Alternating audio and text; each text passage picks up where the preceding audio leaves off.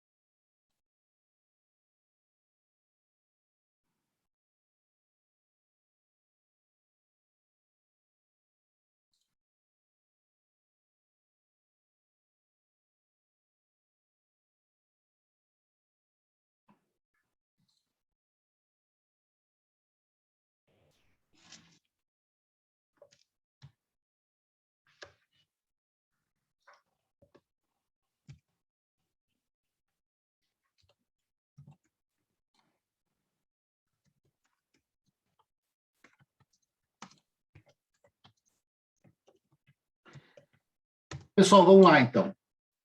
Vamos fazer uma revisão aqui da nossa primeira atividade. Não lancei as notas ainda no portal. Então, vamos lá. A primeira questão era qual a diferença entre salário e remuneração. Bom, eu falei muitas vezes aqui em sala de aula que salário era a contraprestação de serviços, né? Era o valor pago pelo empregador pela contraprestação de serviços. E eu disse também, né? E aí, então, o salário era o valor da contraprestação do empregador pago pelo empregador, né? E a remuneração é tudo aquilo que se agrega ao salário e tem natureza salarial, se agrega ao salário e forma remuneração. Então, quais as questões que nós tínhamos lá nesse sentido? A que estava correta era justamente essa daqui, ó. Eu vou transcrever aí para vocês. Remuneração compreende-se no salário acrescido das parcelas com natureza salarial, já o salário é apenas quanto prestação ao serviço pago pelo empregador. Tinha uma outra alternativa que era a remuneração compreende-se no salário, essa é a correta, que eu coloquei aqui no quadro, né? Acrescido das parcelas com natureza salarial, já o salário é apenas a contraprestação aos serviços pagos pelo empregador ou por terceiros. O terceiro não paga salário, né? O terceiro paga gorjeta, o terceiro pode pagar guelta, mas não salários, né? Bom, e aí a gorjeta e a guelta acresce-se ao salário e forma remuneração, mas não é salário. Não há distinção entre remuneração e salário conceitualmente. Essa a gente já eliminaria de prima, né, como diz o outro. A distinção entre remuneração e salário apenas quando há pagamento de gorjetas. Também não é verdade, né? Não é verdade. Apesar da redação do artigo 457, isso não é uma realidade. Bom, essa foi a primeira questão, certo? Vamos só visualização prévia.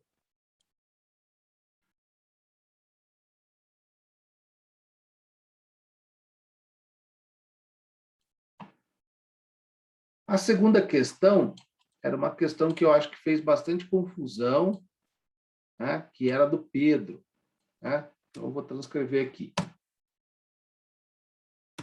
Pedro trabalhava na empresa J e recebia R$ 2.000 por mês de salário. Então, eu vou marcar aqui, para eu não fazer confusão, eu vou marcar aqui, ó, salário de 2.000. Empresa J.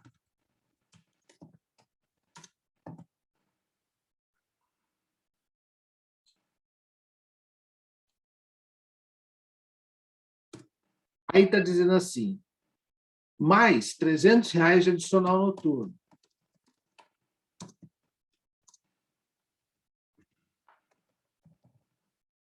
R$ 300 de adicional noturno. Aí está dizendo assim, mais comissão média mensal de R$ 500. Aí tem uma outra informação. Mais prêmio trimestral de R$ 1.000.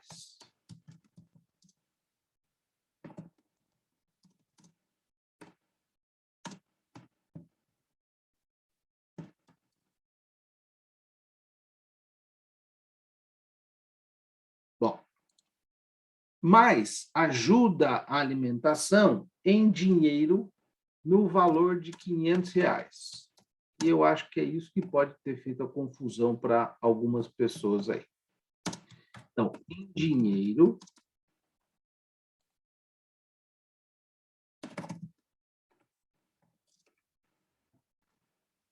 né? Alimentação.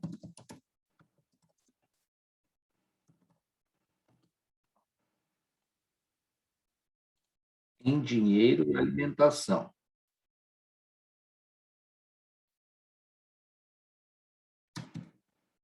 Vamos lá pegar o artigo da legislação.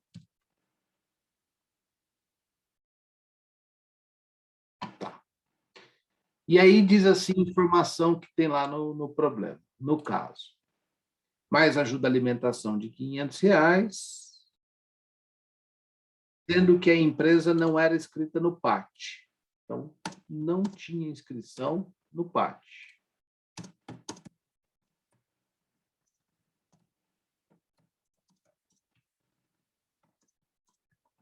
No PAT. Bom, a pergunta é, qual o salário e remuneração de Pedro? Bom, não me resta dúvidas de que o salário dele é de R$ 2.000. E eu analisando a questão, só por essa minha afirmação, eu já eliminaria duas alternativas. Uma delas é que o salário é de R$ 2.500 e a outra alternativa é que o salário é de R$ 3.300. Só por essa questão inicial aqui. O que acontece aqui? Bom, salário de 2.000. E a remuneração?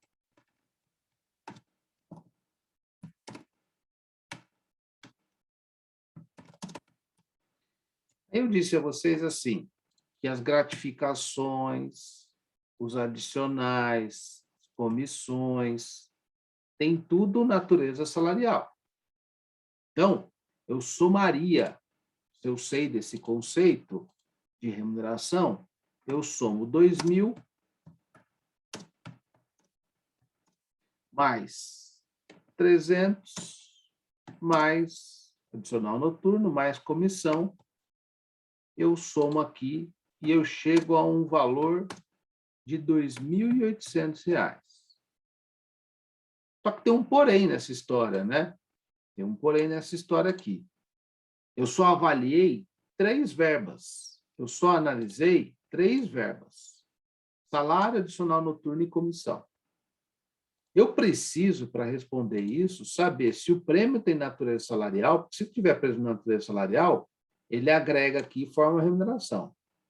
E se esse pagamento em grana e a empresa não estando escrita no PAT, também agrega a remuneração.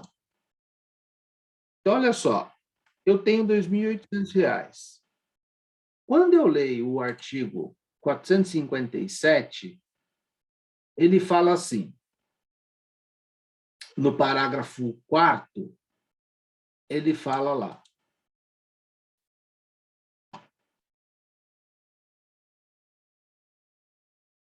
Vou tentar colocar em algum lugar aqui.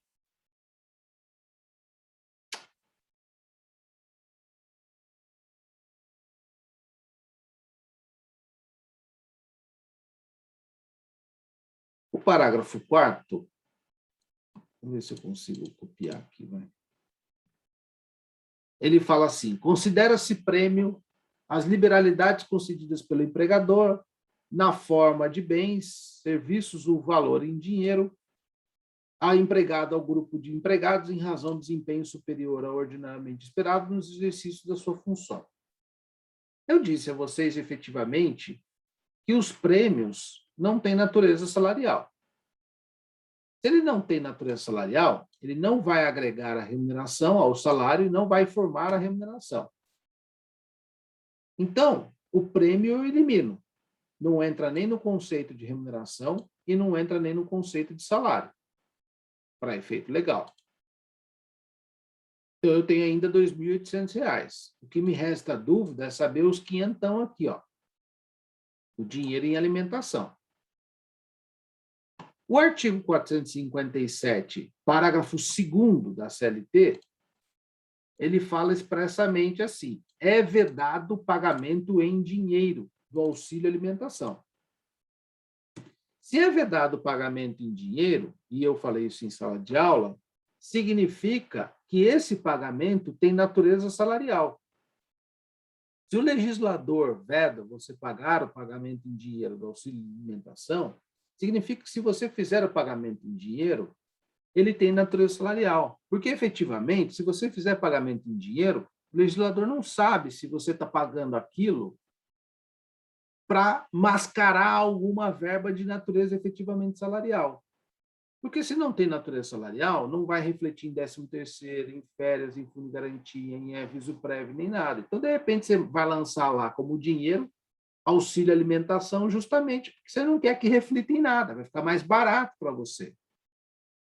Então, ele fala, é vedado seu pagamento em dinheiro. Mas eu também disse a vocês que ainda que a empresa pague em dinheiro, mas ela tenha inscrição no programa de saúde e alimentação, isso por entendimento jurisprudencial e uma OJ e súmula do Tribunal Superior do Trabalho, e eu citei isso para vocês e demonstrei isso para vocês em sala de aula, ainda que a empresa pague em auxílio alimentação em grana, se a empresa for inscrita no PAT, no Programa de Alimentação do Trabalhador, a verba, né? A verba, ela é legal no seguinte sentido, ela ainda assim não tem natureza salarial.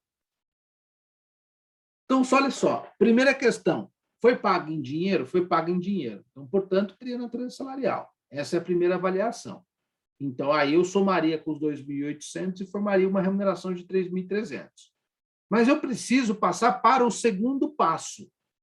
O segundo passo é a indagação.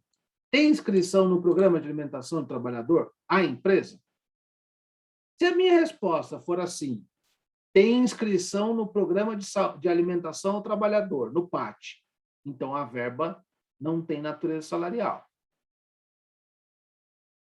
Se a minha resposta é assim, não tem inscrição no PAT, então a verba é de natureza salarial. Se então os R$500 pagos em dinheiro a um primeiro momento, no primeiro momento, ela tem natureza salarial porque o parágrafo 2º veda o pagamento de auxílio alimentação em grana. Né? Então, eu já somaria com os 2.800 e já resolveria meu problema. Eu afirmaria que a remuneração é de R$3.300. Mas eu preciso fazer a segunda indagação. A empresa tem inscrição no PAT? Porque se minha resposta for positiva, Esse valor pago em dinheiro não tem natureza salarial.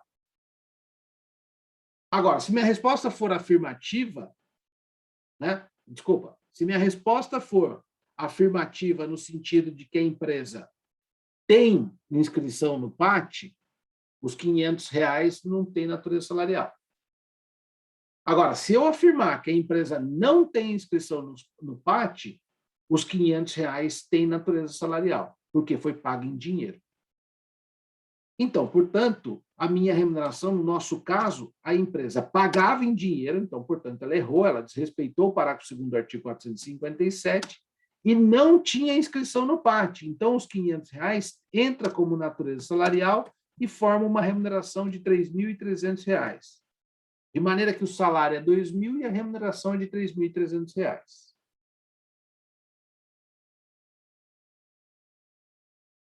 Certo, pessoal? Alguma objeção, alguma dúvida?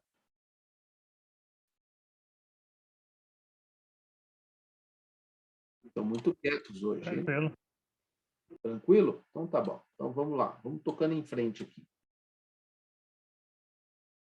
A outra questão era de João.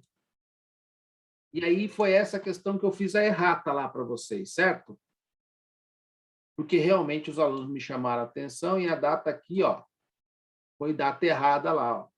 João foi contratado para trabalhar como operador de máquina, da máquina especial A, em 1 de 3 de 2013, e José Laércio foi contratado para a função de operador de máquina comum B, em 5 de 1 de 2016. João ganhava o salário de 4.000, mas José Laércio ganhava 3.000. José Laércio, e aqui foi o problema da questão, aqui, porque a data foi errada. De qualquer forma, essa data aqui era para ter sido dia 15/6, foi um erro de digitação, foi erro do professor de digitação. Eu coloquei errata que essa questão será considerada na prova, será considerada na nota, efetivamente. Mas, olha, ainda que houvesse o erro, seria fácil de responder essa questão aqui. Né? Porque, primeiro, ó, a alternativa A, ela fala assim, José executava trabalho de igual valor. A questão de trabalho de igual valor está descrito no próprio enunciado. Produziam a mesma coisa e com a mesma qualidade na máquina A. O problema foi a data ali, mas ainda que não houvesse o erro da data, seria fácil, e mesmo com a data, seria fácil de responder a questão no seguinte sentido. Porque está falando assim, ó, José executava trabalho de igual valor, com o paradigma espelho João. É, isso mesmo, José é o paradigmado e o João é o espelho. Mas há uma diferença superior a 2 anos na função de operador de máquina especial A, não sendo possível a equiparação por idêntica função. Eu não vou avaliar isso agora, só me chama a atenção que José é o paradigmado, João é o espelho, e ele fala no enunciado assim, na resposta A, que não estou dizendo que é a correta por enquanto, ele diz assim, por idêntica função. José executava trabalho de igual valor ao paradigma ou espelho João, até aí correto, mas há uma diferença superior a 4 anos no exercício da função para o mesmo empregador. Vamos avaliar esses tempos aí, esse lapso temporal em outro momento. José tem direito à equiparação por identidade de função, como o paradigma João, por ser trabalho de igual valor. Não é só por conta do trabalho de igual valor que tem direito à equiparação salarial. Tem que verificar o período, o critério tempo. Exercício, o tempo de exercício na mesma função e o tempo de exercício para o mesmo empregador. José, então a letra C não pode ser. José executava trabalho com igual valor ao paradigma ou espelho João, até aí tudo bem, mas há uma diferença superior a 2 anos na função de operador de máquina especial A, não sendo possível equiparação por equivalência. Paradigma e paradigmado, trabalho de igual valor, é equiparação salarial por identidade de função ou por isonomia de função ou por equivalência de função?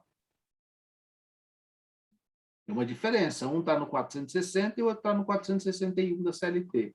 Então, a letra D também não poderia ser, porque não é por equivalência de função, é por identidade de função, por isonomia de função.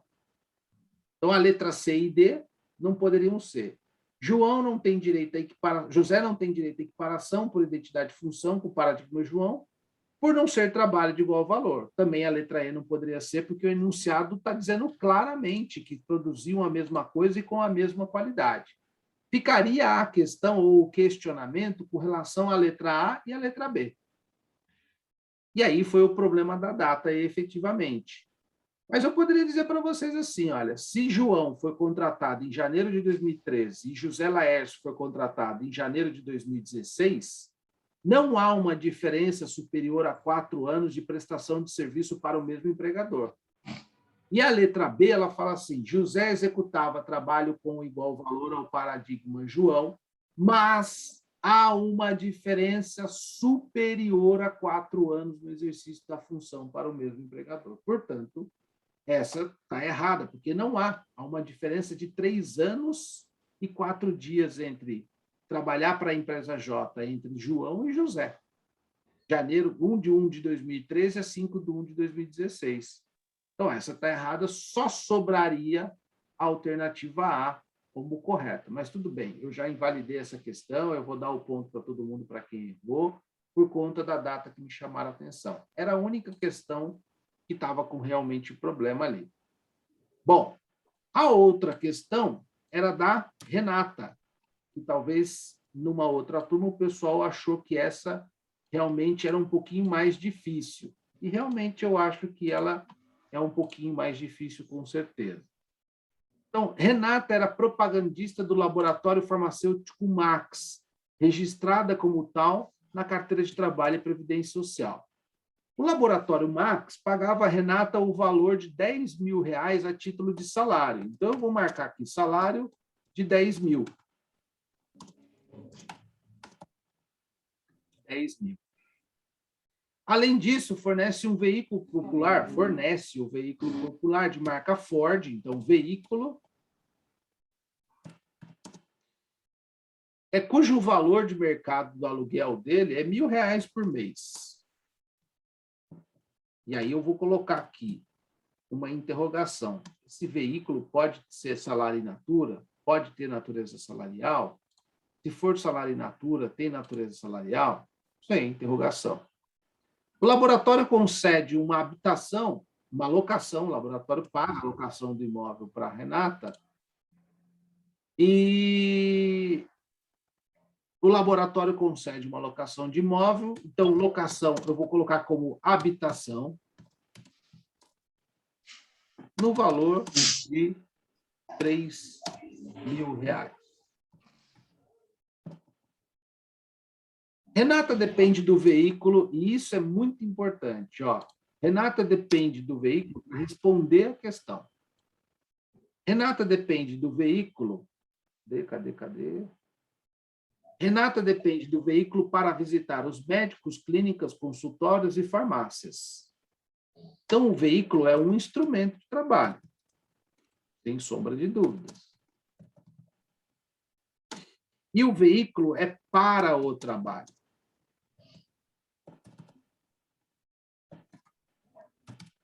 Para a realização do trabalho.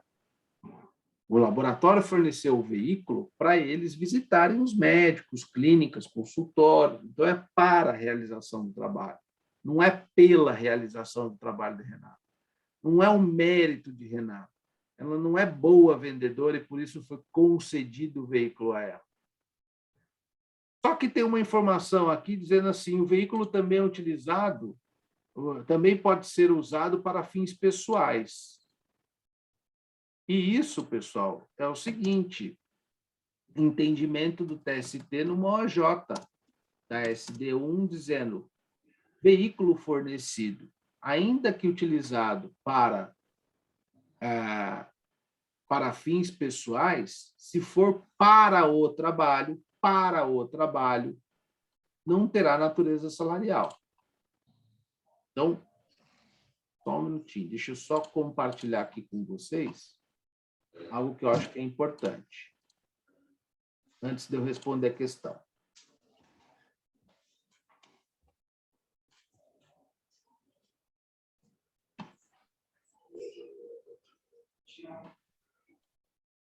Um minuto.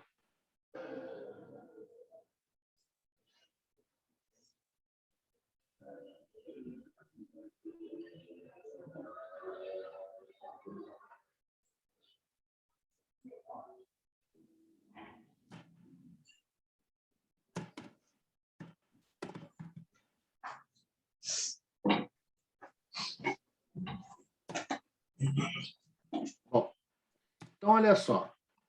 Então, qual a técnica aqui, né, para responder, vamos dizer assim, né?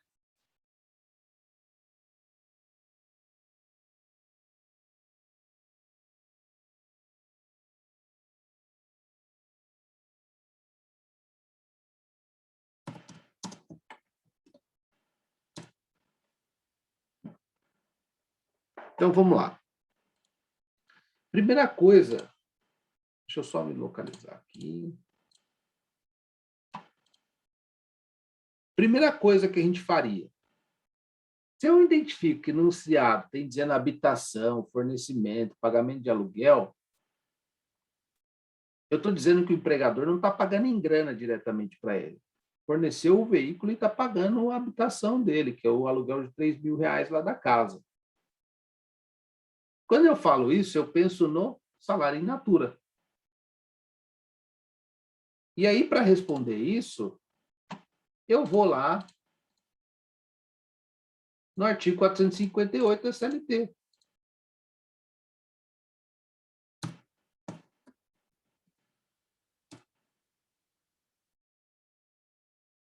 Um minutinho, pessoal, deixa eu só localizar aqui meus artigos.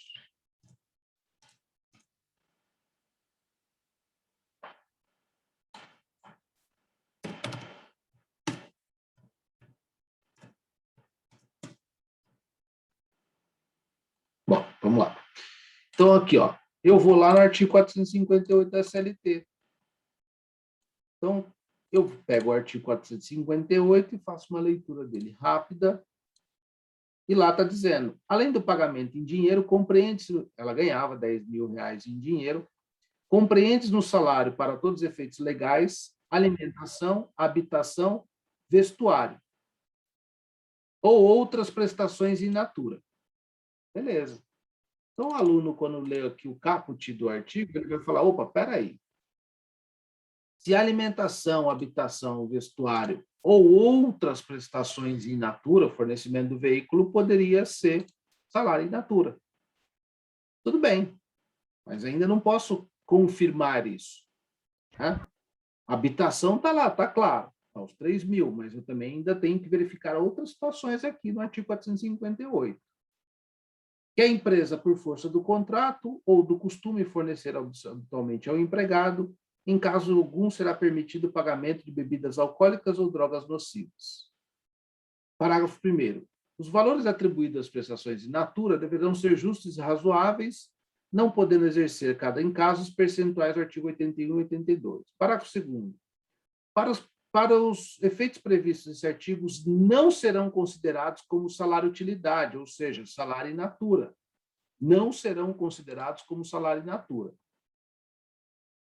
As seguintes prestações: vestuários, equipamentos ou associados fornecidos por empregados ou utilizados no local de trabalho para a prestação de serviço. Não tinha vestuário aqui. Educação, não tinha vestuário. Transporte, o aluno poderia ter feito alguma confusão aqui com relação ao transporte.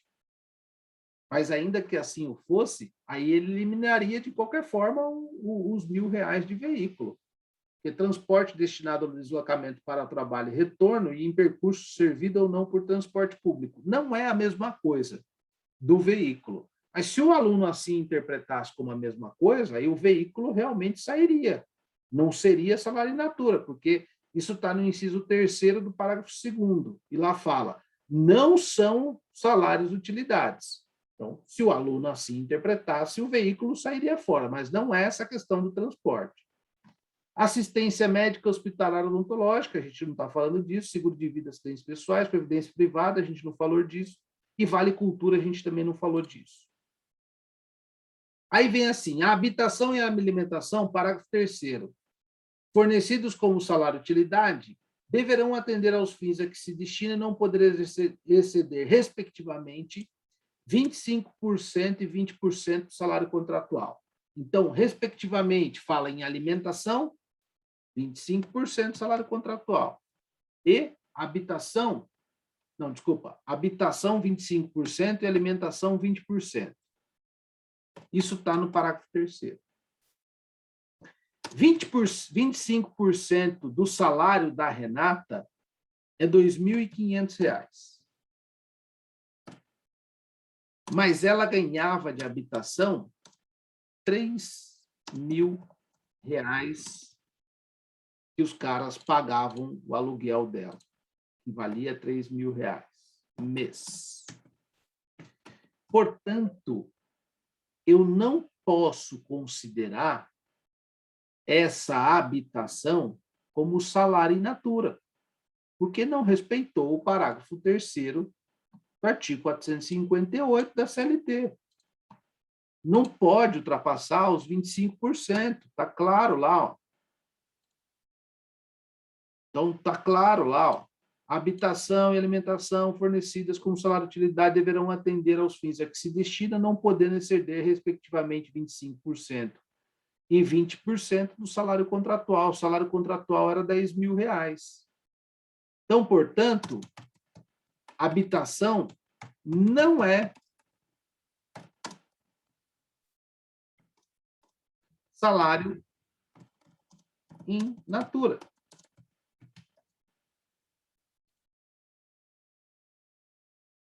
Só que esse é um questionamento que a gente tem que fazer aqui com relação a isso, ao salário in natura. E o veículo, professor? Bom, vamos continuar lendo aqui os parágrafos. Tratando-se de habitação coletiva, o valor do salário de utilidade não tem nada a ver com habitação coletiva, então vou parar de ler.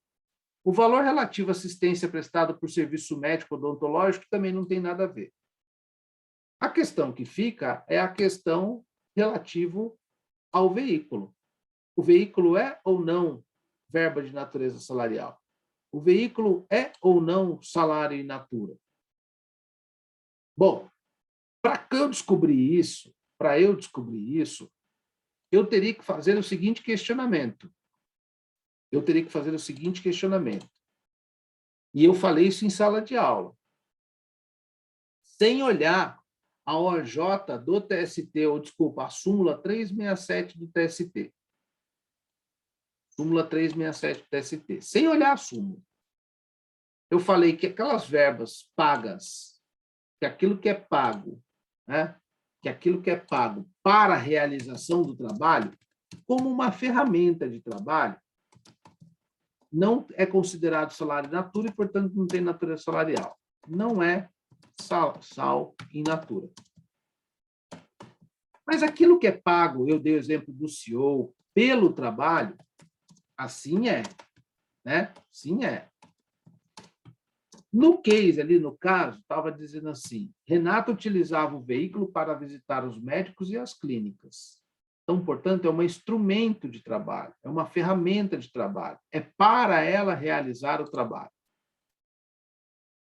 Então, portanto, se é para a realização do trabalho, não é salário in natura.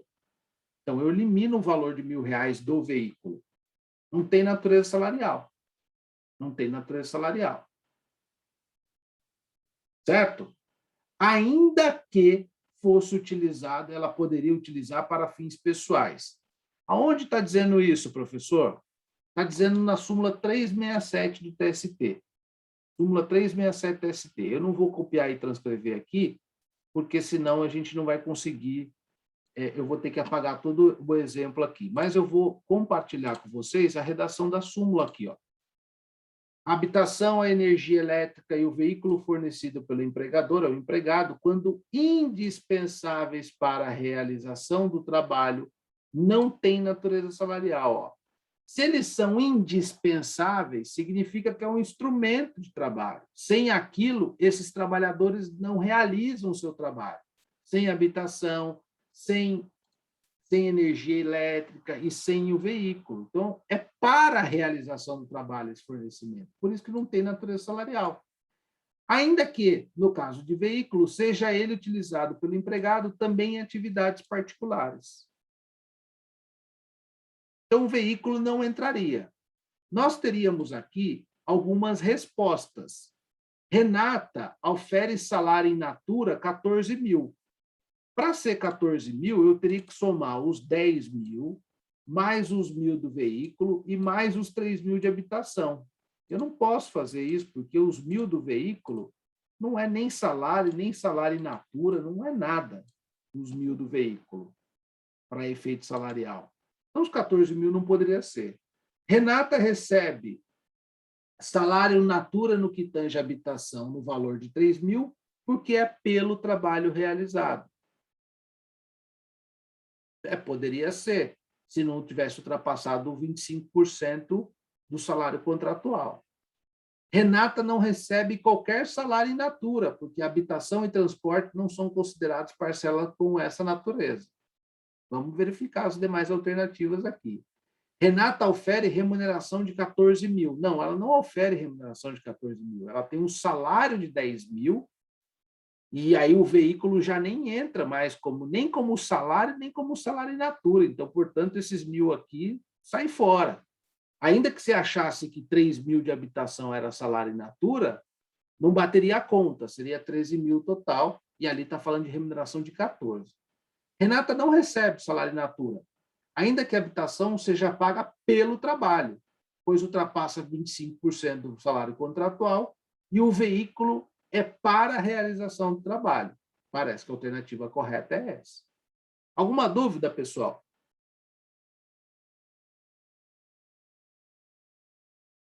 Ok. E aí, pessoal, a gente tem a última questão. Em que situação poderá haver desconto no salário do empregado? Aí é aquela regrinha do artigo 462 da CLT, né? Quando for previamente estipulado entre as partes, no caso quando for previamente estipulado entre as partes, ou por autorização legal, ou por contrato coletivo, ou se for por adiantamento tal do vale do salário, né? Ou quando o empregado cometer dolo. Bastava que o aluno lesse o artigo 462. Então, a primeira resposta é essa: quando for adiantamento, por previsão legal e por contrato coletivo, ou ainda quando houver dano causado pelo empregado, no caso de prévia autorização ou no caso de dolo. Parece que a alternativa correta é essa, porque está copiando o texto legal. Somente na hipótese de adiantamento, não é verdade, né? Pode ser por contratação coletiva, por norma coletiva, pode ser por autorização legal, pode ser por autorização do próprio empregado. O princípio da irredutibilidade salarial veda o desconto em salário. Não é isso. Não é absoluto esse princípio.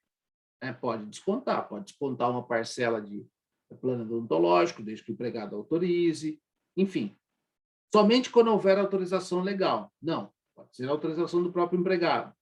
Quando for adiantamento por autorização legal, por contrato coletivo, ou ainda quando houver dano causado pelo empregado no caso de dolo. Não é só no caso de dolo. O dano pode ser sem ser no caso de dolo. Então, portanto, a alternativa correta seria a letra A. Certo, pessoal?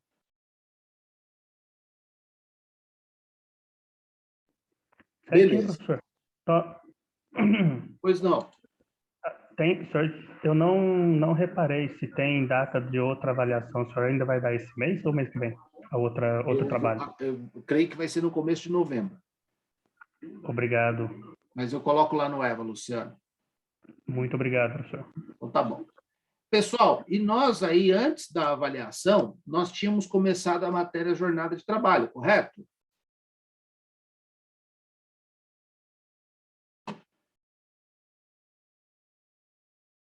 Ninguém vai me ajudar hoje? Vocês estão muito quietos hoje. Correto.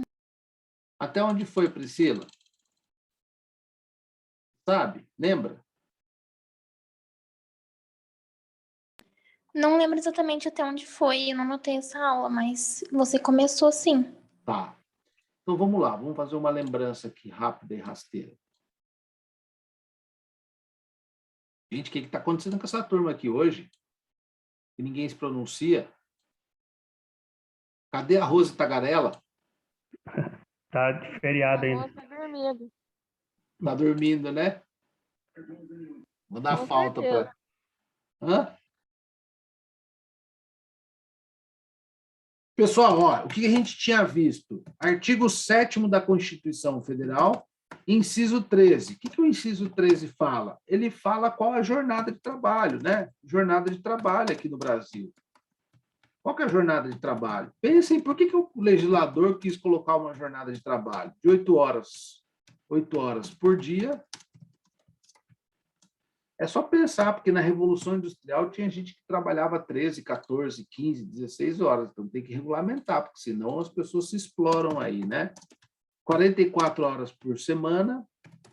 E aí eu expliquei para vocês que tinha, se não explicado isso, por favor, me interrompam. 220 horas. Quando a gente trabalha 8 horas por dia, 44 por semana, a gente trabalha 220 horas no mês, certo? Estou tocando aqui em frente, vocês não falarem nada.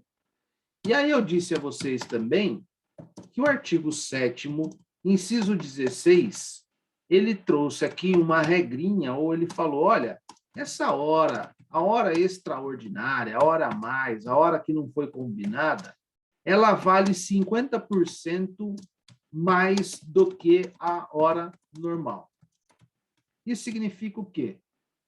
Significa o seguinte, quando, por exemplo, eu sou um trabalhador que fui contratado por uma empresa X, essa empresa X combinou comigo um salário de R$2.000 por mês.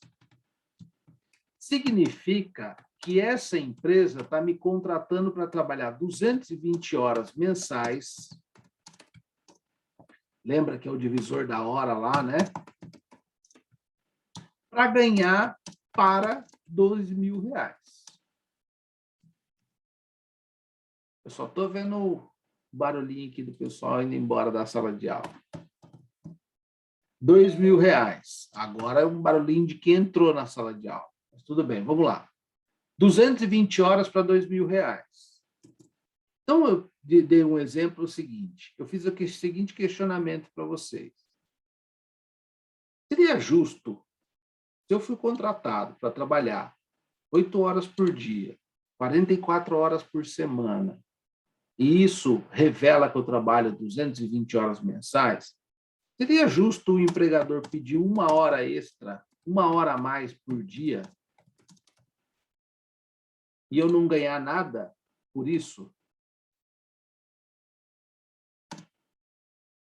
Hein, Luciano?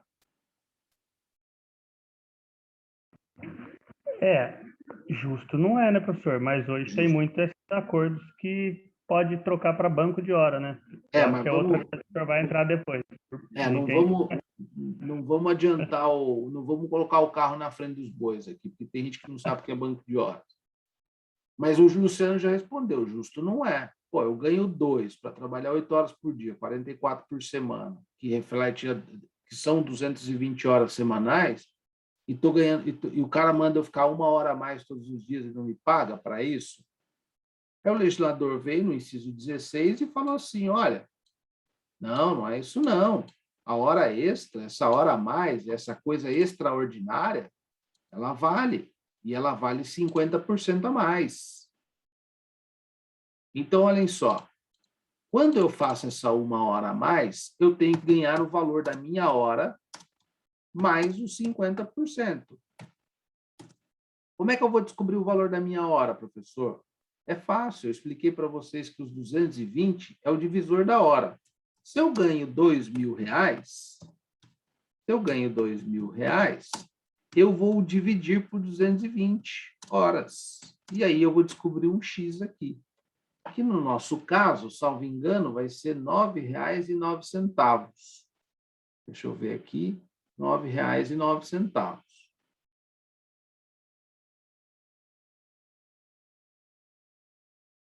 R$9,09. Então, 9,09 equivale à hora que eu estou trabalhando. Se eu trabalhei 1 hora a mais, eu tenho que ganhar esse R$9,09. Mas eu tenho que ganhar mais, porque a hora é extra, ela é extraordinária. O próprio legislador colocou isso no artigo 16, no artigo 7º, inciso 16.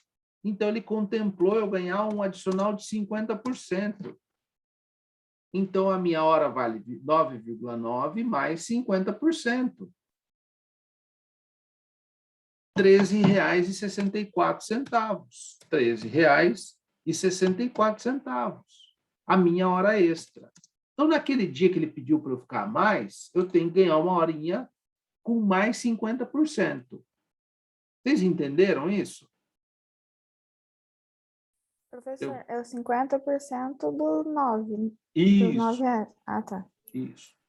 Perceba só, Isabela, ele trabalhou, essa pessoa trabalhou uma hora a mais, correto? Sim. Essa hora está sendo remunerada pelo salário? Não. Não. Só que o que o legislador fez? Falou assim, essa hora é mais cara. Então, além da hora, é mais 50%. Isso que é hora extra. Entendi. Aqui dele é a HE dele. E perguntem mesmo, que eu vou perguntar coisas práticas na prova. Não vou ficar perguntando conceito, não. A regulamentação dessa história toda aqui, ela está aqui no artigo 58 e seguintes aqui, ó. Ele vai repetir lá no 58, que a jornada é de 8 horas, 44 semanal, e você já sabe que o divisor é 220, né? Ele vai repetir algumas coisinhas aqui no 58. Só que tem algumas situações que são necessárias falar antes de falar de banco de horas, de exceção de quem não recebe horas, etc. e tal. Então, eu vou dar um exemplo aqui prático para nós entendermos. Qual é o exemplo? O exemplo é o seguinte: pessoa que entra às 8 horas da manhã e sai às 18. Ela trabalhou quantas horas por dia? 10 horas. Só que ela tirou 1 hora para almoço. Uma não, desculpa. Ela tirou 2 horas para almoço. E descanso. Efetivamente, ela trabalhou, porque 2 horas ela estava descansando, ela trabalhou 8 horas. Ultrapassou o limite de 8 horas por dia, 44 semanal? 44 eu não sei, porque eu preciso saber quantos dias ela trabalha por semana. Então, aqui eu vou fixar assim, segunda a sexta. São 5 dias, certo? Então, eu coloco 8 horas por dia, vezes 5 dias, são igual a 40 horas na semana. Pergunto, ultrapassou o limite de 44 horas semanais e ultrapassou o limite de 8 horas diárias? Não. Não, claro que não, né? Agora, se eu mudar o exemplo, eu digo assim, essa pessoa trabalha nesse mesmo horário. A pessoa trabalha das 8 às 18, com 2 horas de almoço, só que em vez de ser segunda a sexta, ela trabalha de segunda a sábado nesse horário. Então, o que eu faço? 8 horas vezes 6 dias vai ser igual a 48 horas. Ultrapassou 8 horas diárias? Não. Ultrapassou 44 horas semanais? Lembrando que a semana começa no domingo e termina na segunda. E termina no sábado, desculpa.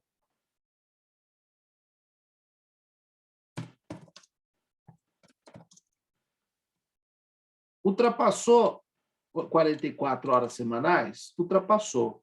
Ultrapassou em quantas horas? Em 4 horas, né? O limite é 44. Se ultrapassou em 4 horas, então 4 horas são horas extras. E você faz o mesmo cálculo que eu demonstrei lá em cima.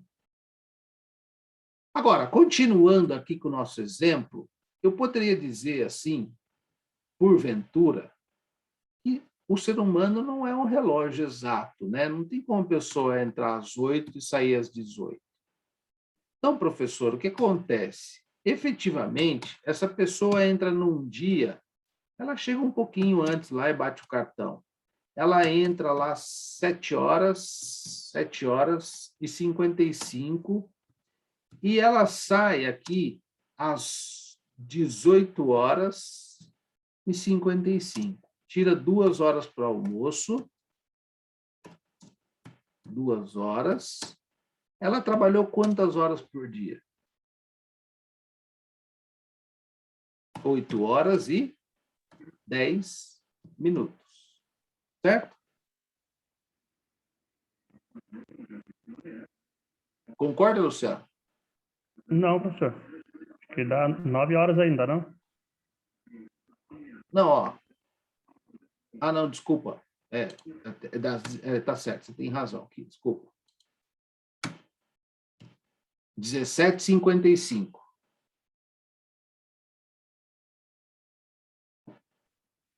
Para dar 8 horas e 10, o senhor tem que pôr 18h05. 18h05. Espera aqui, desculpa. Vamos lá. 8 horas e 10 minutos.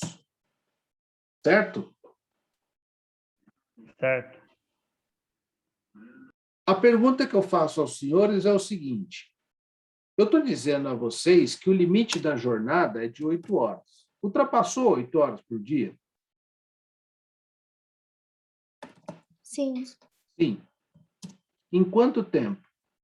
10 minutos. Esse tempo que ultrapassou foram 5 minutos na entrada e 5 minutos na saída, certo? Porque ela entrava, o horário contratual dela era às 8, o horário contratual dela era às 8, e ela entrou 7h55. E o horário contratual dela era às 18 horas a saída e ela saiu às 18h05.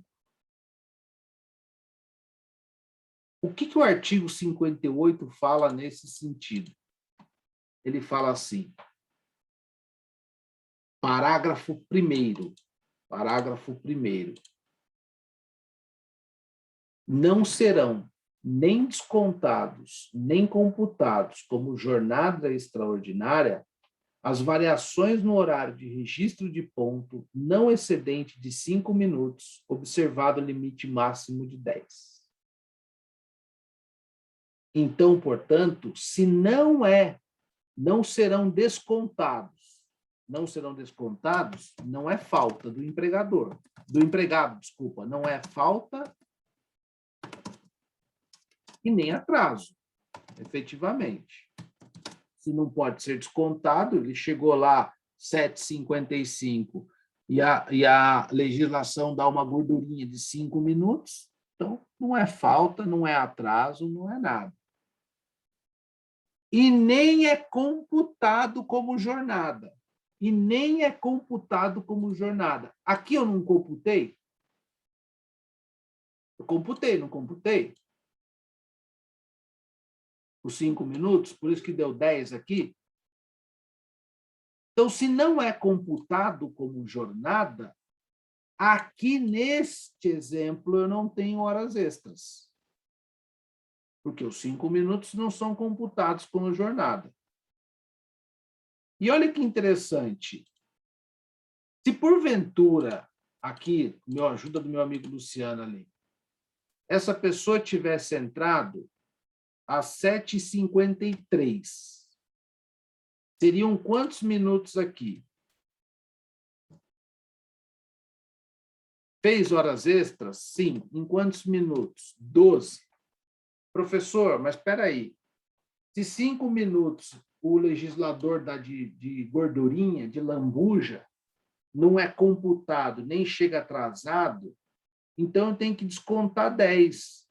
Na verdade, eu tenho que descontar 10, porque 5 minutos ele me dá de gordurinha, na entrada e na saída. Então, eu desconto 10 e eu fico com 2 minutos. Eu fico com 2 minutos de horas extras. Só que tem um porém, pessoal. Existe aqui, e prestem atenção nisso, porque essas coisas que eu cobro em prova. Não sei se vocês acharam a prova difícil ou não, mas enfim. Estou vendo muito aluno que não está assistindo aula. Depois o aluno fala que minha prova é confusa. A prova do professor é confusa. Ainda se tiveram lambuja, tem ganhado uma questão de... Eu errei lá no enunciado. Olha só que interessante aqui, ó. Não serão descontadas, nem computadas como jornada extraordinária, as variações de registro de pontos não excedente a 5 minutos. Está igual ao texto legal, está igual ao parágrafo 1º do artigo 58. Observado o limite de 10 minutos diário. Até aqui, nenhuma novidade da súmula 366, súmula do Tribunal Superior do Trabalho. Se ultrapassado esse limite, será considerado como hora extra a totalidade do tempo que exceder a jornada normal. Se ultrapassado esse limite, qual o limite? 5 minutos na entrada, 5 minutos na saída, no total de 10. Será considerada a totalidade do tempo que exceder a jornada normal. Pergunto aos senhores, quanto tempo excedeu a jornada normal neste caso? 12. 12. Eu desconto os 10 aqui ou não desconto? Não desconto. Não desconto. Perfeito, Priscila. Não desconto. Súmula 366 do TST. O cara vai pagar os 12 minutos lá. E aqui, aproveitando o gancho da súmula, vocês precisam saber, antes de avançar em duração de jornada, vocês precisam saber aqui de uma outra questão. Depois ele fala assim, ó, pois configurado o tempo à disposição do empregador, não importando as atividades desenvolvidas pelo empregado ao longo do tempo residual. Pois não, Isabela, desculpa. Professor, você pode repetir? Eu não entendi direito Claro. sobre os 10 minutos. Sim. Ó, o que o artigo fala? O parágrafo 1º do artigo 58 fala assim, a variação de até 5 minutos na variação dos cartões de ponto, até 5 minutos, tá? Somado o máximo 10, não são computados nas jornadas. Então, olha só. Aqui, ela entra às 8 e sai às 18. São 10 horas de trabalho, em tese, que ela tira 2 horas para almoço. A pessoa tira 2 horas para almoço, então se desconta o período que ela está descansando, obviamente. Chama-se intervalo entre a jornada, a gente já vai verificar isso ainda. O legislador está dizendo assim, neste caso, se porventura essa pessoa chegar 1 minuto antes, 7h59, por exemplo, eu admito esse 1 minuto, 2º minuto, 3º minuto, 4º minuto, 5º minuto, como algo que não está agregando ao horário, não está se somando no tempo. É como se eu te desse uma lambuja. Se você chegou 5 minutos antes, você não está trabalhando. E se você, porventura, se atrasar 5 minutos, também não vai descontar do seu salário. Não está somando ao tempo, mas desde que respeitados 5 minutos e desde que no total não ultrapasse 10 minutos. 5 minutos na entrada, 5 minutos na saída. Entendi. Então, por exemplo, desculpa cortar o senhor. Por exemplo, se eu entrasse 7h50 e sair às 18h10, daí já vai ser como hora extra? Tudo como hora extra. Entendi. Aí do seu porque exemplo, excedeu os 10, né? Porque excedeu os 10, exatamente, perfeito. Entendi. Perfeito. É exatamente isso. Então, já está numa dúvida, certo? Sim, era isso mesmo. Tá. Aí o que acontece? Lá na redação dessa súmula 366, ela traz uma expressão aqui, ó, pois configurado o tempo à disposição. Nós temos, para efeito de jornada, quantidade de horas dentro das 24 horas, nós temos, para efeito de jornada, 2 situações aqui. Tempo efetivamente trabalhado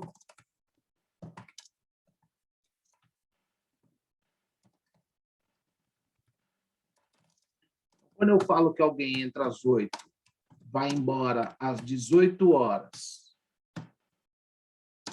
tira 2 horas de intervalo para almoço e trabalha efetivamente 8 horas, é o tempo efetivamente trabalhado. A pessoa foi lá, operou a máquina às 8 até às 18, descansou 2 horas, almoçou, bateu um ranguinho, deu uma deitada, tirou uma siesta. É o tempo efetivamente trabalhado. Só que tem tempo que não é efetivo trabalhado. É o tempo que eu chamo de à disposição do empregador.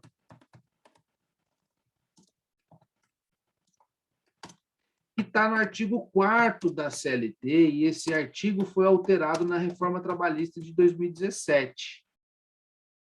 Esse tempo à disposição significa assim, é o tempo em que o empregado está ou aguardando ou executando ordens. É o tempo em que o empregado está ou aguardando ou executando ordens. O que acontece? A súmula 366, ela é anterior à reforma trabalhista. Então, portanto, nessa parte final, apenas na parte final dessa súmula, apenas na redação da parte final, ela provavelmente vai ser cancelada pelo TST, porque o artigo 4º alterou. O artigo 4º alterou. Tá? E ela é anterior, ela é de 2015, a reforma trabalhista é de 2017. Mas o que... Pois não. Alguém? Mas o que acontece aqui? Então, tempo à disposição não significa que a pessoa esteja efetivamente trabalhando. Não é tempo efetivamente trabalhado. É tempo à disposição, em que eu estou ou aguardando ou executando ordens. Então, vou dar um exemplo aqui para vocês. Exemplo, empregada da Boticário.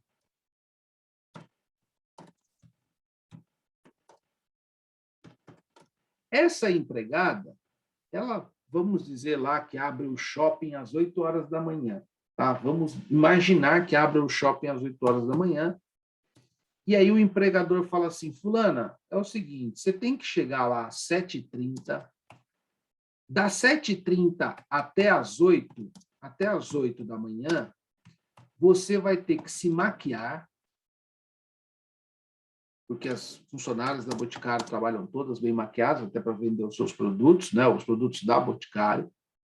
Trocar de uniforme, eu não admito que você venha já uniformizado em casa, tem regulamento de empresa que a troca de uniforme tem que ser feita na própria empresa, trocar de uniforme. E, eventualmente, eu vou pedir alguma coisa para você nesse período, mas, basicamente, você tem que chegar às 7h30 e às 8 você abre a loja. Só que das 7h30 até às 8 ela tem que se maquiar, não é maquinar, é maquiar, e troca de uniforme. E essa funcionária ainda sai às 18 horas, como no nosso exemplo, tem 2 horas de intervalo para almoço, e, portanto, ela trabalha um X de horas aqui por dia. Quando eu penso nas horas efetivamente trabalhadas, bom, professor, o senhor está falando que a loja abre às 8 da manhã e ela é vendedora, funcionária vendedora. Quando eu penso que a loja abre às 8 da manhã, ela começa a exercer a profissão dela de vendedora às 8. E ela trabalha até às 18, tem 2 horas de intervalo, então, portanto, a quantidade de horas trabalhadas no dia podia ser 8 horas. E não faz horas extras. Tudo bem, mas esse não é o único conceito. O conceito de jornada não engloba só o tempo efetivamente trabalhado. No artigo 4º, o legislador contemplou a hipótese do tempo à disposição do empregador. Nessa hipótese aqui, no nosso exemplo da vendedora da Boticário, eu poderia dizer o seguinte, ela está executando uma ordem, porque ela tem que trocar de uniforme e se maquiar lá dentro, foi uma ordem do empregador. A maquiagem é a troca de uniforme. E ainda que assim não fosse, ela está aguardando para executar ordens. Por quê? Porque é natural que esse empregador vai pedir alguma coisa para ela nessa meia hora. Ó, assim que você terminar de se maquiar e assim que você terminar de trocar de uniforme, que não leva 30 minutos, obviamente, imaginemos, né? Não sei quanto tempo leva a maquiagem, mas assim que você terminar de se maquiar e assim que você trocar de uniforme, por favor, eu quero que você arrume o layout aí da loja, onde estão as vitrines. Ou então você vai tirar o produto X e colocar o produto Y. O cara, o empregador, ela sabe que ela não está no horário dela, aproveita que está lá, pô, já está lá mesmo, já vai agilizando o expediente, já vai dando uma agilizada, porque se a loja abrir, já está tudo certinho. Não está lá aguardando ou executando ordens. E o legislador contemplou que esse período em que ela está trabalhando ou executando ordens, ou que ela está aguardando ou executando ordens, ele se computa, ele se agrega ao tempo efetivamente trabalhado. Se o parágrafo 4º, se o artigo 4º da CLT diz que esse período se agrega ao tempo efetivamente trabalhado, então eu posso dizer efetivamente que nesse dia, já que ela tem que trocar de uniforme e fazer a maquiagem, ela trabalhou, então, tempo efetivamente trabalhado de 8 horas, mais 30 minutos à disposição do empregador, aguardando e executando ordem. Fazendo qual atividade? Maquiando e trocando de roupa. Então, mais 30 minutos, ela trabalhou efetivamente de jornada 8 horas e 30. Se ultrapassou de 8 horas, significa, por dia, que ela tem 30 minutos de horas extras, ainda que ela estava se maquiando ou trocando de uniforme. Entenderam isso? E por que eles colocaram na súmula 366? Porque volta aquela questão. Imaginemos que a troca de uniforme e a maquiagem fossem em 5 minutos, 7h55. Bom, se houve uma variação de 5 minutos, limitada ao máximo 10, esse período não se computa na jornada. Foi por isso que está na mesma súmula ali. Certo? Mas como a gente adentrou nesse conceito de tempo à disposição do empregador, eu preciso trazer aqui o artigo 4º. E a redação desse artigo, volto a repetir, ela mudou com a reforma trabalhista. Ela mudou com a reforma trabalhista. Então, ó, considera-se, que é o que eu estava explicando até agora, a redação é o que eu estou explicando até agora. Considera-se como tempo efetivo o período em que o empregado esteja à disposição do empregador, aguardando e executando a ordem, salvo disposição expressamente consignada. Computar-se-á na contagem do tempo de serviço. Aí, parágrafo 2º. Esse que é o parágrafo que foi criado pela reforma trabalhista, do artigo 4º. E aí eu vou copiar ele aqui em cima. Então, isso eu estava explicando até agora, e o parágrafo 2º é que eu começo a explicar agora. Assim, ó, por não se considerar, então o legislador ele contemplou hipóteses em que o empregado não está efetivamente trabalhando, não é tempo efetivamente trabalhado, mas tem um período que ele está ou aguardando, executando ordem. Se ele executar aquelas atividades nesse período, não serão consideradas como tempo à disposição. Então, olha só, para não se considerar como tempo à disposição, não será computado como período extraordinário, que exceder a jornada normal, ainda que ultrapasse o limite de 5 minutos previsto no parágrafo 1º do artigo 58. Tudo aquilo que eu já expliquei, não tem novidade nenhuma. Quando o empregador, por escolha própria, quando o empregado, por então, sim, se o trabalhador chegar mais cedo ou sair mais tarde, se esse tempo ele não está efetivamente trabalhando, mas ele está buscando proteção pessoal por insegurança de vias públicas, ou se protegendo de más condições climáticas para adentrar ou permanecer no local das dependências da empresa, não será considerado como tempo à disposição. Então, imagina aqui, olha, essa moça entrou às 7h30. E agora ela não entrou mais às 7h30 nem para se maquiar e nem para trocar de uniforme. Ela acha muito inseguro ficar ali no ponto de ônibus na frente do shopping, porque 7h30 passa alguns marginais ali, de repente. Então, ela prefere entrar dentro do shopping e ficar dentro da loja da Boticário esperando a jornada de trabalho dela começar. Ou então, chove muito no horário das 7h30 e aí ela precisa se proteger da chuva, ela precisa adentrar o shopping e esperar na loja essa questão. E aí, o parágrafo 2º, ele traz um monte de situações em que não será considerado como tempo à disposição. Então, pensem na moça da Boticário. Olha lá, ó, prática religiosa. Se a moça entrar meia hora mais cedo para fazer leitura da Bíblia, ler o rosário, rezar o rosário, não será considerada como tempo à disposição. Período de descanso. Ela chega mais cedo lá, entra na loja, fala, vou tirar uma sonequinha aqui, enquanto o shopping não volta a funcionar. Não é mais maquiagem, nem troca de uniforme. Lazer, tem algumas empresas que têm sala de jogos, tem lá um bilhar, tem um totozinho, tem uma mesa de baralho para jogar, então o pessoal chega do fretado antes e vai lá para esse local de lazer, né? Vai lá trocar uma ideia com os amigos. Então, o legislador está dizendo agora, a partir de 2017, esse período que está lá à disposição, se ele tiver em lazer, não será computado na jornada. Estudo, então não será computado na jornada. Alimentação, o cara que chega antes lá do fretado, vai lá para o refeitório tomar um café, fica meia hora lá no café, não será mais computado na jornada. Higiene pessoal, não será computado na jornada. E aqui o último inciso. E por que o legislador, em 2017, resolveu colocar isso no parágrafo 2º? Porque a súmula diz lá, na parte final da súmula 366, diz assim, será computado na jornada o tempo à disposição do empregador, independentemente do que ele esteja executando na empresa.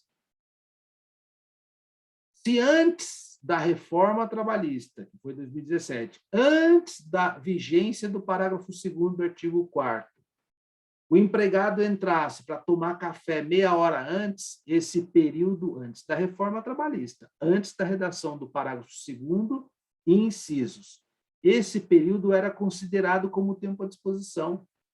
Se ele entrasse lá para jogar um bilhar, um totó, um baralho, esse tempo também era considerado como tempo à disposição. Se ele fosse no refeitório tomar um café da manhã, esse tempo era considerado tempo à disposição, porque a súmula dizia, independentemente do período do que ele está fazendo à disposição do empregador, tudo é considerado como tempo à disposição, salvo se ficar entre os 5 minutos da entrada e 5 minutos da saída, limitado a 10. E aí o legislador da reforma trabalhista veio e falou, espera aí, isso aí está injusto, vamos criar o parágrafo 2º.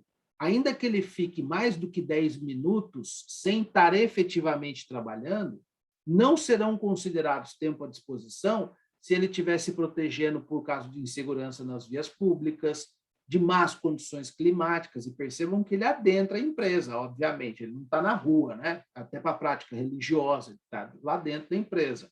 Descanso, lazer, estudo, alimentação, atividade de relacionamento social, que eu não falei, higiene pessoal. Então, não serão considerados mais tempo à disposição.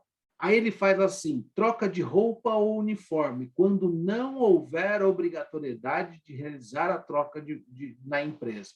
No meu exemplo aqui da moça da Boticário, eu disse claramente aos senhores assim, maquiar era uma obrigação. Então, se você entender que maquiagem, e eu acho que não é uma questão de higiene, né?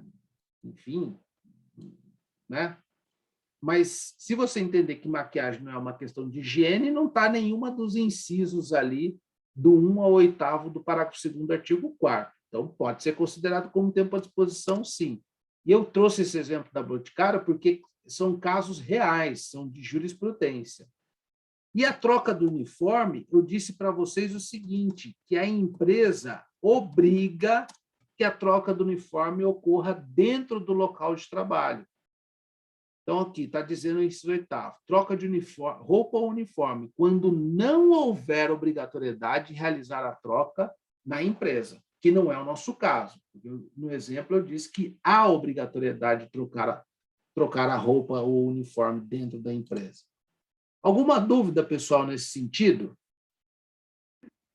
Professor, boa noite. Tem uma dúvida, sim.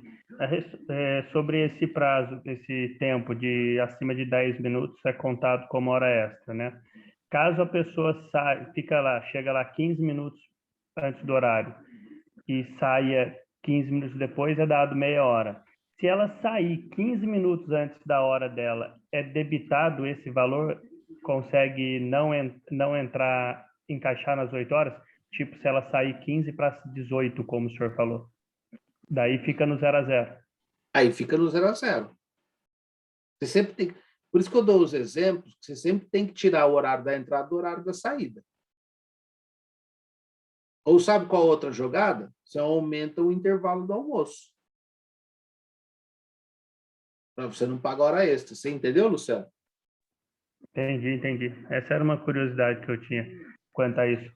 Se o cara entrou mais cedo, você faz ele sair mais cedo. Aí não dá hora extra. Certo. E no caso, se são 44 horas semanais, se ele trabalha de segunda a sexta, 8 horas por dia, ele vai ficar devendo, teoricamente, 4 horas por semana para a empresa. Tem como a empresa pedir um outro dia adicional, tipo 2 sábados, ou para suprir essas 4 horas que fica devendo por semana? Depende muito do contrato que foi celebrado. Eu posso celebrar. E aí é um ponto que a gente posso até abordar, se me volta a perguntar isso na aula que vem. Mas o que eu quero que vocês percebam é o seguinte, o limite de 8 horas e 44 é o limite constitucional. Mas eu posso celebrar um contrato de 8 horas por dia e 40 por semana. É que eu não vou agora te responder a respeito de banco de horas e de acordo de compensação, que pode ser que eu fale isso na próxima ou na próxima aula. Entendeu? Tranquilo, professor, entendi sim. Muito obrigado. Tá? Mas